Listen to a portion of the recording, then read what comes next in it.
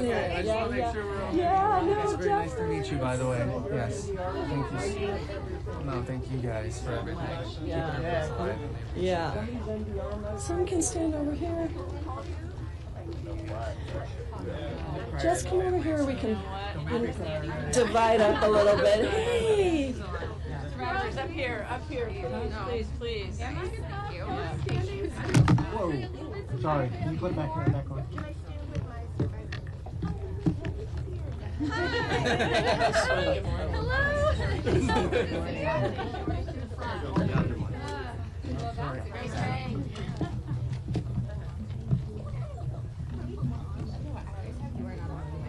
On repeat whenever we're together. I'm like, cute. I feel like that's what do my whole minute of just like, okay, Tammy, what's wrong with you?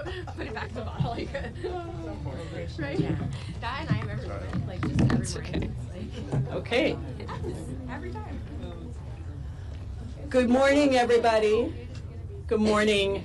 Thank you all so much for being here, especially to the incredibly brave survivors who have time and time again stood up to demand accountability. I want to thank each and every one of you for your courage, for your tenacity, and for your determination to get us the truth. I also want to thank Lauren and everyone at World Without Exploitation who are working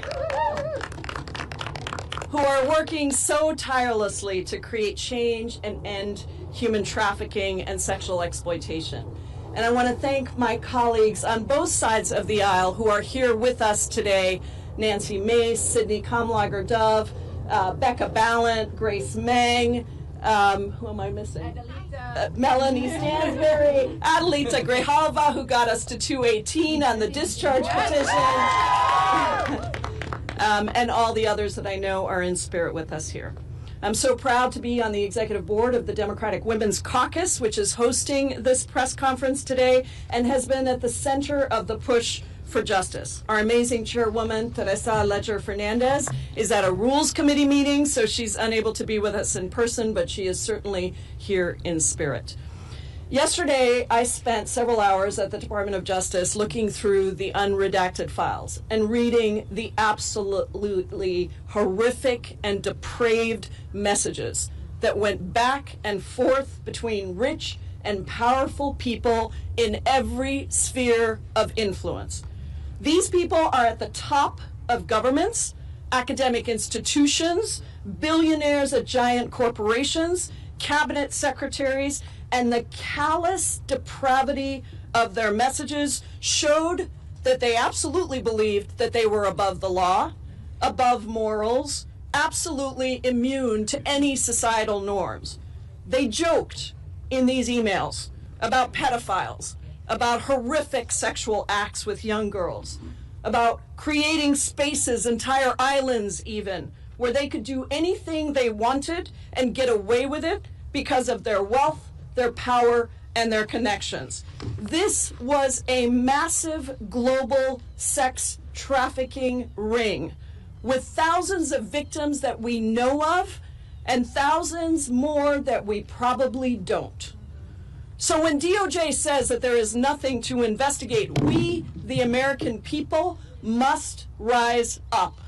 We must allow the courage and the determination of the survivors who have spoken out at great risk to themselves to push us to never give up until every single one of these predators and pedophiles and predator protectors is brought to justice. It is the voices of the survivors ringing through in the darkness of all of this horror that has gotten us this far. And in speaking to so many of them myself, I know that this effort is not just for them. They're not doing this just for them. They're doing it for their girls, for their children, for other people who have been affected, to all the survivors of sexual assault everywhere across the world who are watching to see if we can get accountability right here in the United States of America. Many rich and powerful people thought over the decades that they got away with this. They definitely did. You can see it in the emails. But as Lauren said to me the other day, the earth is shaking. Because every single one of them now is becoming known. And around the world, princes, ambassadors, even prime ministers are being brought down for their participation in this global sex trafficking ring. And here in America, that needs to happen too.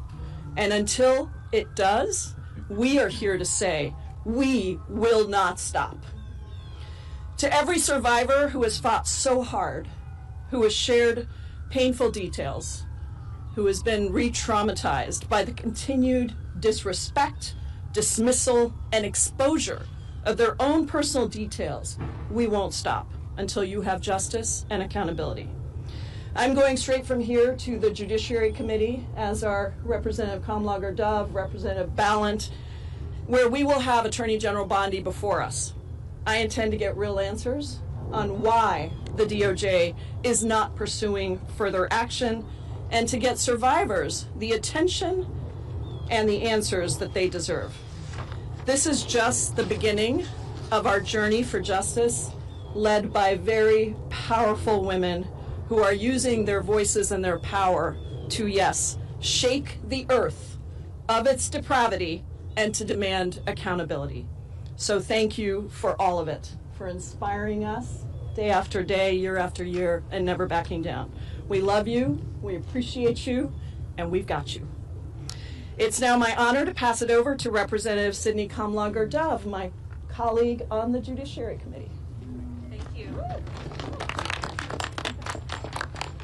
Thank you, Congresswoman Jayapal. I also want to recognize Congressman James Walkinshaw and Congressman Jamie Raskin, who've also joined us for this press conference. My name is Congresswoman Sidney Kamlager-Dove. I represent Los Angeles, and I want to thank the Democratic Women's Caucus for hosting this press conference and for always centering survivors when talking about the Epstein files. You know, the entire weight of Donald Trump's government is being used against the survivors of Giuffre Epstein and his co-conspirators' abuse. The fact that these survivors have not only come forward but continue to speak out and relive the worst day of their lives every single day is courage. And it's a kind of courage this administration does not have. 80% of sexual assaults go unreported because time and time again our broken justice system protects abusers instead of survivors. When the President and the Attorney General repeatedly shield pedophiles, rapists, traffickers from accountability, they send a chilling message to survivors everywhere and discourage others from coming forward. Let me be clear. We need this administration to care about child sexual assault instead of protecting pedophiles and predators. At 10 a.m., Attorney General Pam Bondi will be testifying in House Judiciary Committee. And we are all going to get in her face and grill her about the reckless and sloppy release of these files. One survivor found her name, her birthday, her address, and phone number, and workplace, all exposed in the files. That puts her at serious risk, and it is a chilling effect for every other survivor. Now it is my honor and privilege to turn it over to a brave and courageous woman, Teresa Helm.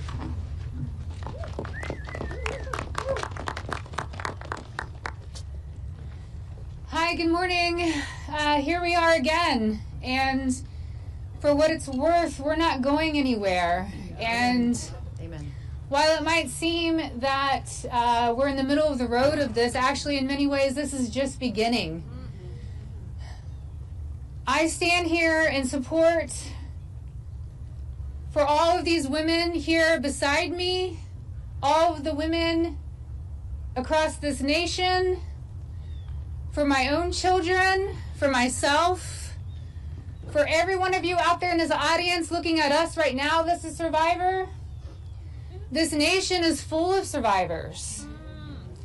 We're going to stand and we're going to fight, and we're not going to stop because that's the right thing to do.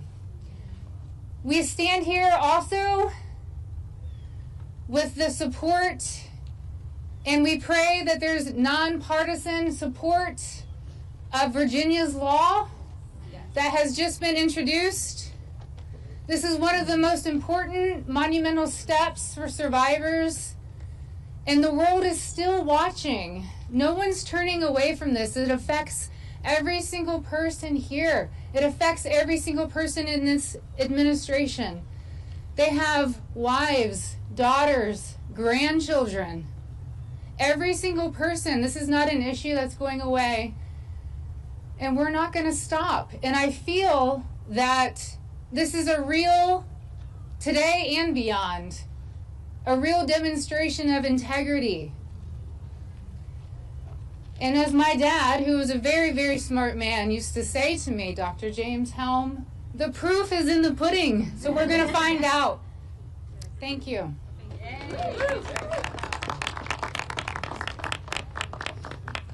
First, I want to recognize Representative Nancy Mace standing with us today because, as we have always said, this is a nonpartisan issue. What we know in the sexual violence arena is that there are more sexual abuse, sexual assault, and trafficking victims in the country, in the world, than any other tragedy. And consistently, those victims and survivors are told one of two things: shut up or move on. And as I understand it, when we spent time in Republican Judiciary Committee members' offices, they were very compassionate, passionate, caring about this issue. They support us. They want transparency. They want justice. And what we've heard is that they've been told to shut up today and not do the hard thing of asking questions about the egregious job done by the Department of Justice in the drop of files. And we've heard that the American people have been told to move on. So I'd like to present three options to Republican House Judiciary Committee members. They can either do the bravest thing they have ever done in their career, and they can ask the hard questions. They can do a second thing, which is a really hard thing to do: to refuse to be complicit and resign. Just say, I am making a statement and I'm going to resign from being part of this administration. And they can do a third thing. They can yield 1 minute of their time to Thomas Massie, who happens to be a real bulldog in this issue, and let him speak for them. That way they are able to hold their position of leadership, but make a stand showing their constituents, who are all victims and survivors too, that they believe in us. So today my question is, those on the Judiciary Committee, the Republicans, are you going to have courage or are you going to be complicit? Thank you. Good morning. My name is Laura Bloom McGee. I am a survivor who stands before you to not ask you for pity, but demanding justice. Speaking my truth was born of courage. I stand here for every little boy and girl that is afraid to speak up after the unthinkable. That courage should never cost us our safety, our privacy, or our right to heal. Our current system does the opposite. The people who have harmed us, they are hidden, while survivors have been exposed. Abusers' names and contact information is redacted, while our faces and stories are left on full display. This is not protection. This is betrayal. It hands power back to the abuser and further strips survivors of our dignity. Even worse, leads that can uncover broader wrongdoing are being ignored. Documents that point to co-conspirators are still unexamined. Truth, integrity, and the pursuit of justice should be non-negotiable, and we will no longer negotiate with people or institutions that fail us. Thank you. Hi everyone, I'm Danny Bensky, and I am an Epstein Maxwell survivor from 2004 to 2005. The last time I was in DC, I asked everyone to close their eyes and think of a teenager that was close to you. I asked you to make it personal. Thinking of your child, your sibling, your mother, or you even at an early age. I asked you to visualize that teenager at the door of Jeffrey Epstein's mansion, and I asked you if you would let them enter. Well, now I want you to visualize something else. I want you to think of that same 14 to 18-year-old. I want you to imagine that they've since grown up, and one day you find their name and all of their identifying information in the Epstein files alongside intimate, horrific details about their lives, sexual abuse, and trafficking. You look further, and maybe you even find a nude picture.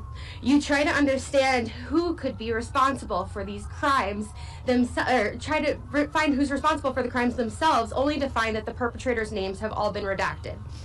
As you read on and take in all the heinous acts, you begin to see how the system repeatedly failed.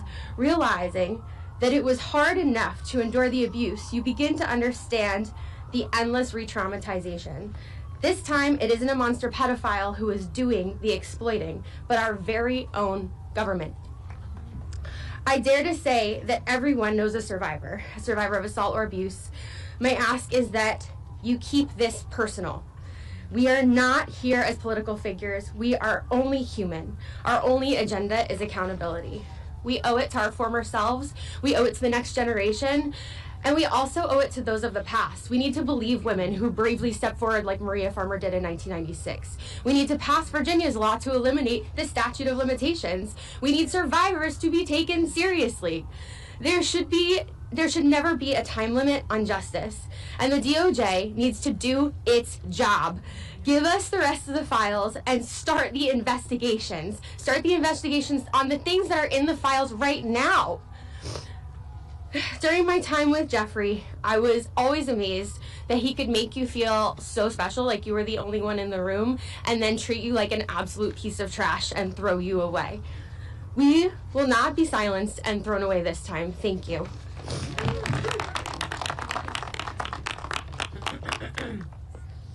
Hello, my name is Liz Stein. I met Ghislaine Maxwell and Jeffrey Epstein in 1994 when I was a senior in college. For us, this is not about politics. This is about people in power and vulnerable girls and young women. A partial release of these files by the DOJ, riddled with improper redactions that expose the vulnerable and shield the powerful from accountability, is not justice. It is injustice.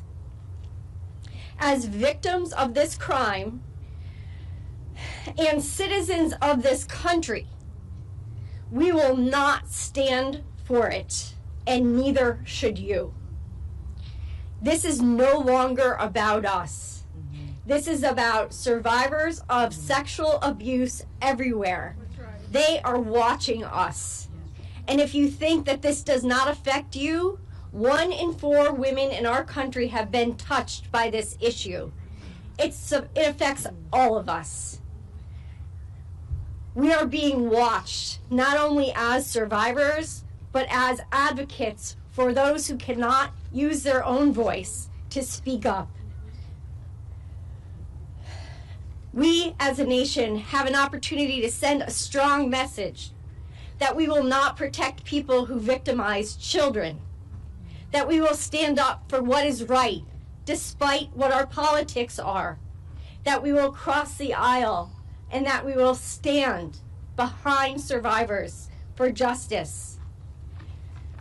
We keep hearing our press secretary and our Department of Justice and other government officials saying they're moving on from this. I wish that we could. I met Epstein and Maxwell when I was 21 years old. I'm nearly 53 now. We cannot move on as survivors of this crime and as citizens of this nation without changing this narrative. So I ask you all to stand behind us and demand accountability for our government. because we certainly are going to.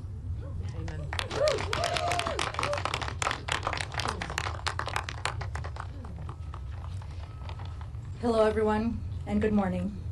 We are here today asking for basic safety, dignity, respect for survivors and Americans. In recent releases, survivors' names were not properly redacted. The failure has put people in danger, personal information has been exposed, information that can lead to harassment, threats, and retaliation. Some of those impacted are Jane Does who have never broken their silence, who have never chose to be public, and who deserve protection, not exposure. We are still asking a question the public deserves answered. How is the Department of Justice able to carefully redact the names of powerful men, yet fail to protect survivors?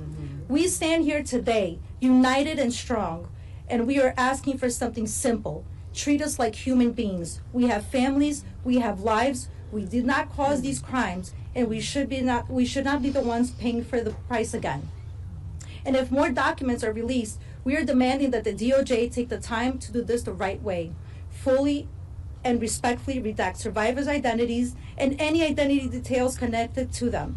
We also need to address the allegations contained in these materials. Every credible allegation must be taken seriously and investigated thoroughly, no matter who the person is, how wealthy they are, or how connected they are. We understand that these are allegations and due process matters, but survivors are human beings who shared something horrific. They deserve to be heard, and they deserve a real investigation, not dismissal, delay, or silence. So everyone watching, stand with survivors, demand accountability, demand transparency, demand investigations that do not protect the powerful while exposing the vulnerable.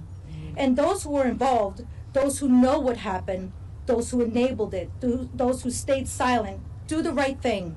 Answer the questions, cooperate, because the survivors are done carrying the burden alone. Moving forward, we, and when I say we, I mean the whole world, expect true transparency and justice for those who have not yet received it.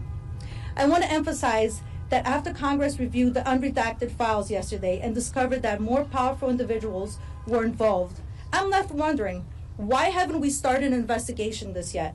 Other countries have taken action, so why is the United States lagging behind, especially in a nation that prides itself on justice? This is what we believe in, this is what we demand. So the real question here is, when will the Department of Justice start investigation, not only the allegations, but to the powerful men that are running free? Thank you, everyone. Good morning, everybody. We are here today as survivors and as the families of survivors of Jeffrey Epstein and Ghislaine Maxwell. We are here as the family of Virginia Roberts Giuffre. My name is Sky Roberts, and I am the brother of Virginia Roberts Giuffre. Pam, I have a clear and simple message for you. The way this administration, and you specifically, have handled survivors has been nothing short of a failure. I have a message from Annie Farmer. She's not here today, but I love her to death. Believe that. And she said, Pam, do your job. Do your job, Pam. And I feel that. There are serious questions that demand answers. Why are the perpetrators' names being redacted while survivors' names are left unredacted?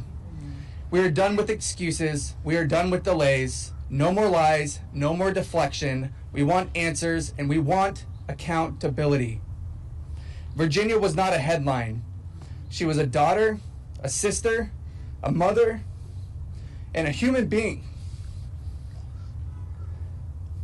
She carried what was done to her for years and still chose to fight, not just for herself, but for others who were afraid or silenced. And we need to say this plainly. The handling of the Jeffrey Epstein case has been mismanaged again and again across administrations, across agencies, and across years. That failure is not abstract. It has caused real, lasting damage to survivors, and that is not up for debate. We are here to see whether our representatives will stand with survivors, not with excuses, not with delay, not with political convenience. We are here to see whether you will ask the hard questions that have been avoided for far too long. And with that, I'm going to turn it over to Amanda. To Ms. Bondi, we are deeply disappointed by the way you and your leadership in this department have treated survivors.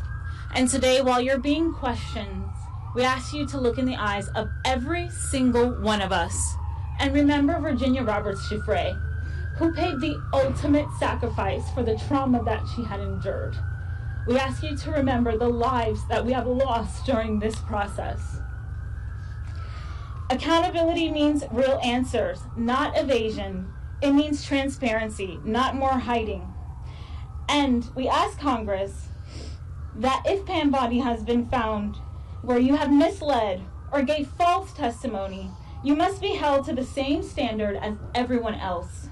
No title, no power, no connections should change that. And to the American people, take heed. Be mindful of any government or any powerful people who try to tell us that what we lived through is not real, that what happened to us didn't happen, who ask us to doubt what our ears can hear and what our eyes can plainly see. That is how abuse is protected, and that is how it thrives.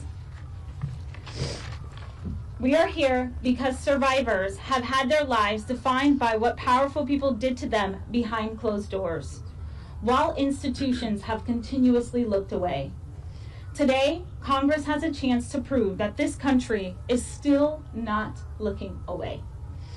We are not here for theater, and we are not here for talking points. We are here for truth, we are here for justice, we are here for accountability, for Virginia and every survivor. Amen.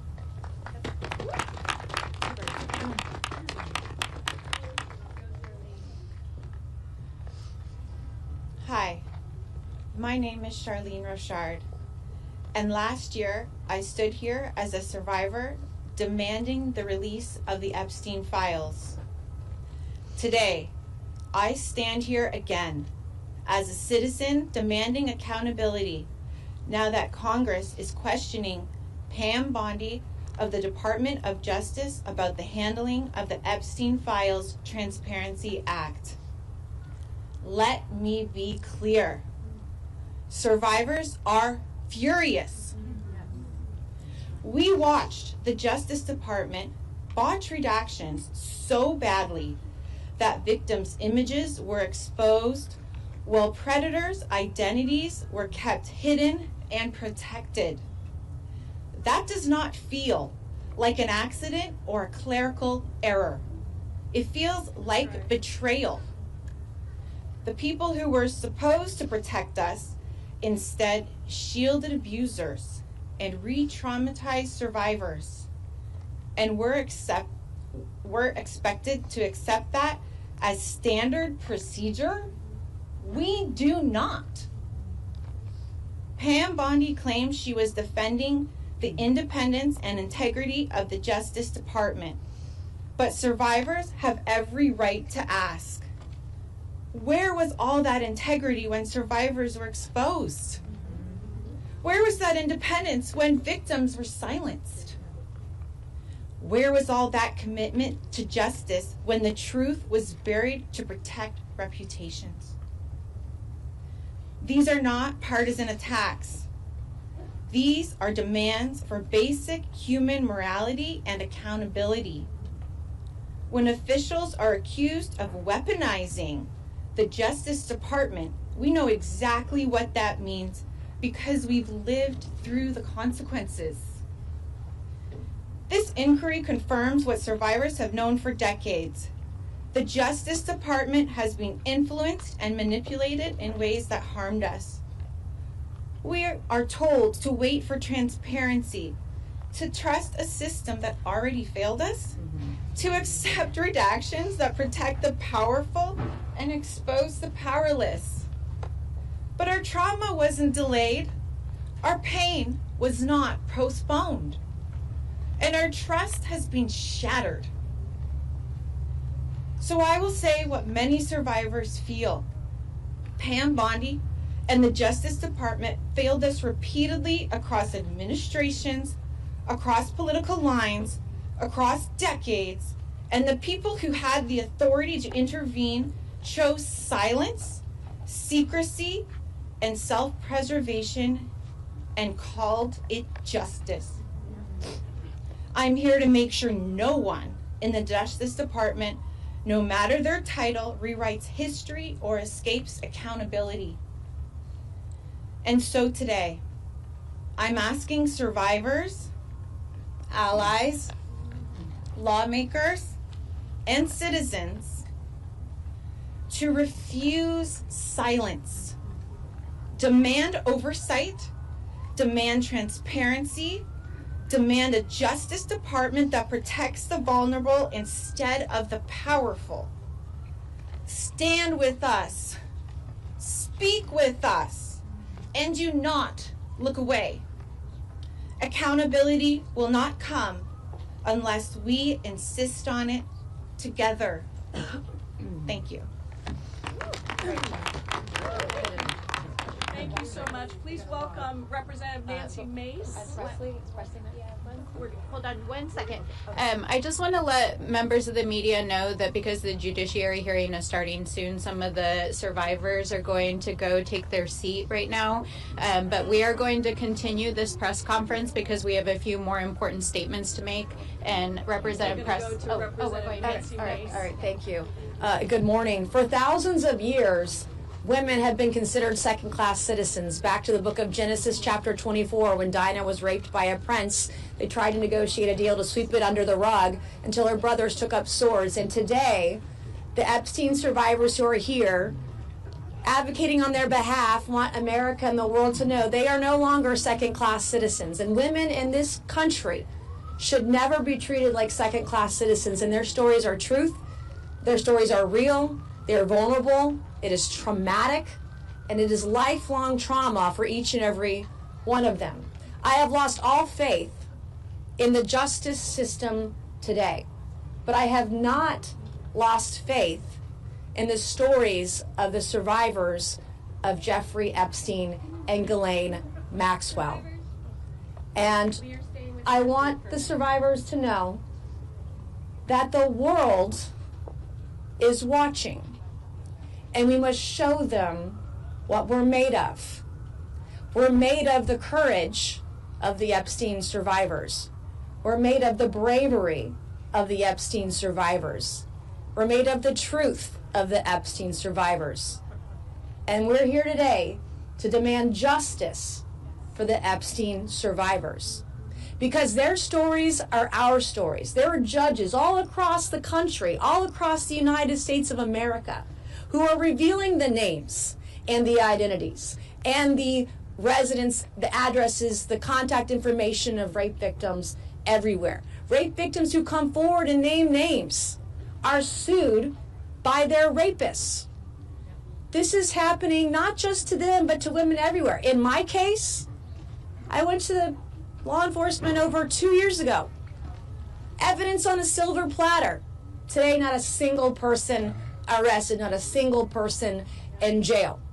And so the days of the cover-up are over, and I am begging the media, don't make this partisan. This is about the victims. And this will go down, the Epstein saga and Maxwell, this will go down as one of the greatest cover-ups in American history. And I'm going to stand with the Epstein survivors until my last breath to ensure that the rich and powerful do not get away with this. Because America's system is a two-tiered system of justice. There's one for the rich and powerful, and there's one for the rest of us. And those days are over, and I want the rich and powerful, the princes, the princesses, the prime ministers, the former presidents to know your days are numbered.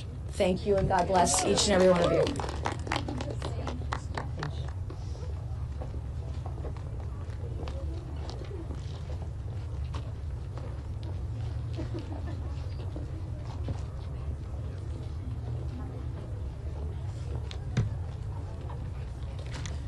So I just want to acknowledge that who were just before us are grown women.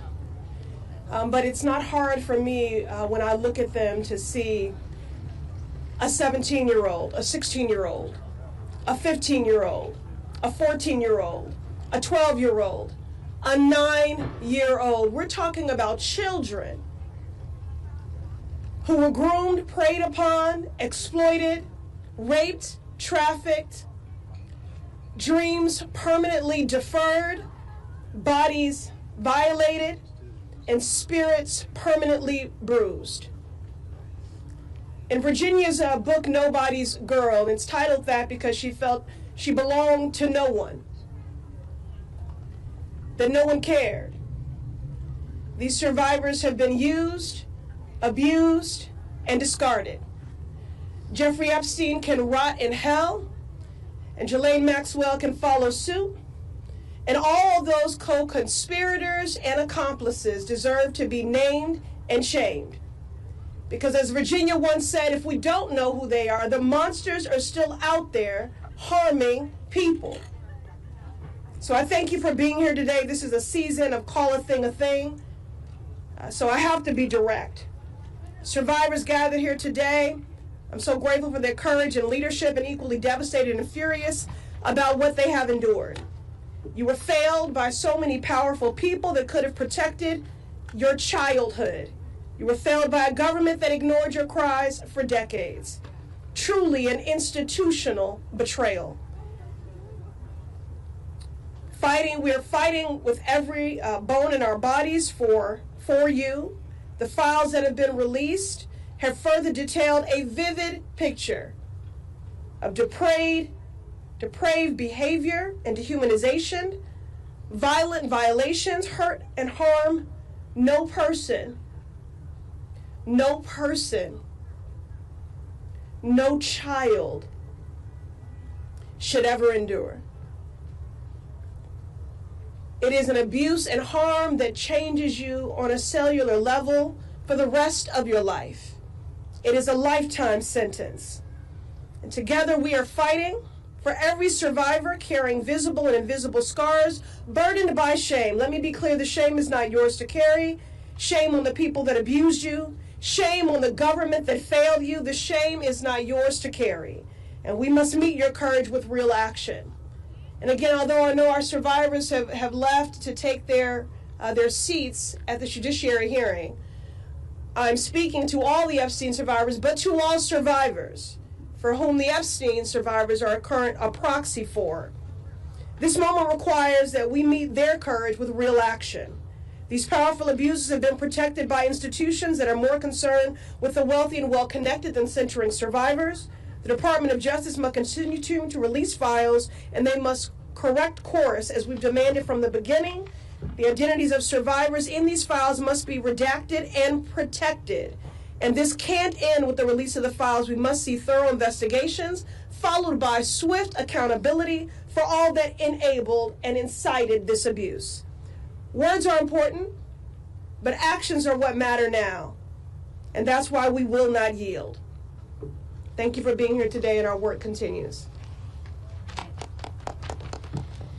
Good morning, everyone. I am Congresswoman Melanie Stansbury, and I am so proud to represent New Mexico's 1st Congressional District and to stand with the survivors, and to be joined by my colleagues from the Oversight, Judiciary, and other committees of jurisdiction in this case. While the survivors have left to attend the Pam Bondi hearing that starts in just a few moments, we will stay for a few extra moments to answer questions of the press. You see behind me members of the Oversight Committee that have been engaged in a months-long bipartisan investigation in the Epstein case. Let me begin by saying one thing. Believe the survivors. We are being asked every single day to name names. They have named the names. They are in the files. Believe the survivors. Believe your eyes. Believe what you are reading. They have named the names, and for the last 20 years, justice has not been served here in these United States.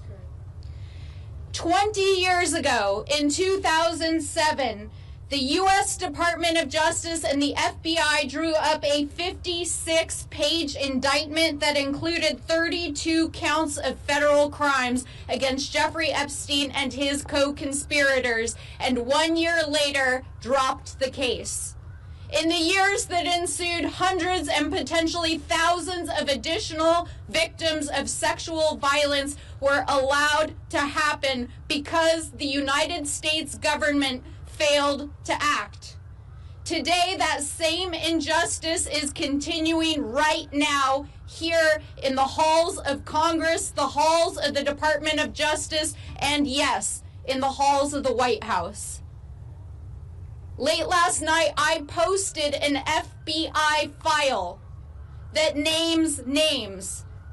That is the FBI's file. Those are the names of rich and powerful people, including presidents, that the FBI itself was tracking in the Epstein investigation. That is based on victims naming names. So believe the victims. Believe your eyes. The names have been named. They are in the public domain. They are in the files. And we will tell you unequivocally, we will keep naming names. While we do, as members of Congress, have access to these unredacted files, let us be clear, the law is clear that these files should never have been redacted the way that they are currently. It is very clear that the United States government is involved in an active cover-up and protecting the allies of the President and the Department of Justice, and that active members of this administration have lied under oath to the American people and to this Congress, and we will hold you accountable. Now, it has already been stated multiple times this morning that governments across the world are acting. Governments across the world are demanding accountability. People are rising up. Survivors are coming forward. People are naming names, and names are being taken down. Yet here in the United States, the injustice that has spanned now 2 decades is continuing because of an active cover-up by the president himself. So what we ask all of you, the American people, members of the press, the eyes of the world who are watching us here in the United States, believe the survivors. Have courage. Do the right thing, because the survivors have already had the courage to say those names over and over again, and they have more courage and guts than half of the people in the buildings behind us and most of the people in this town. But we want you to know that we will not let this injustice stand. We will stand here every day with the survivors. We will not stop. We will look through every file. We will follow every lead, and justice will be served. And to every survivor out there, here in the United States and across the world, the millions of survivors, girls, women, boys, people who are watching, we know the eyes of the world are on us. We stand with you. We are fighting for you. You are not alone. And whether you have come forward or not, we want you to know that we are fighting for you. We see you, and we will fight for justice. That's right. And so with that, we will open it up for questions. And some of us are going to head over to the Judiciary Committee, where Pam Bondi has to answer some very serious questions. Do we have any questions from the press? Yes. Several members of the British political class have lost their positions, as you've mentioned, as a result of being associated with the Epstein files.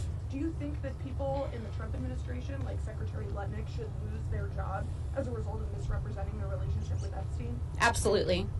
It is very clear that Howard Lutnick lied to the American people about the nature of his relationship, and that he repetitively lied, including potentially perjuring himself yesterday right behind me in the United States Senate. We have the files. We know the nature of the relationship. We know that there are multiple witnesses who shared information with the FBI about Howard Lutnick's relationship with Jeffrey Epstein. It's time for him to stand down. I'd add one thing. what message does it send about our country to our kids when people in Europe are being held accountable, but people in the United States are not being held accountable for the same exact situation? So we have to hold people in this administration accountable, no matter how powerful they are. Could I ask everybody? And this is Suhas Subramanian from Virginia. Over time, we've heard more about the involvement of the man formerly known as Prince Andrew. We've heard statements from Buckingham Palace and from William and Kate saying their thoughts are with the victims. I just wonder what your thoughts are. Jeffrey Epstein was a man who was invited to the palace. He was in the Balmoral estate, the royal estate. He was a man who was in the midst of the royal family. What would you say to King Charles with regard to what he should do as the head of the royal household? Should he get involved? Should he publicly answer questions? What action would you like to see? Well, I'm humbled that you would ask a mere citizen congresswoman from New Mexico to comment on what is happening with the royal family. But let me just say this generally.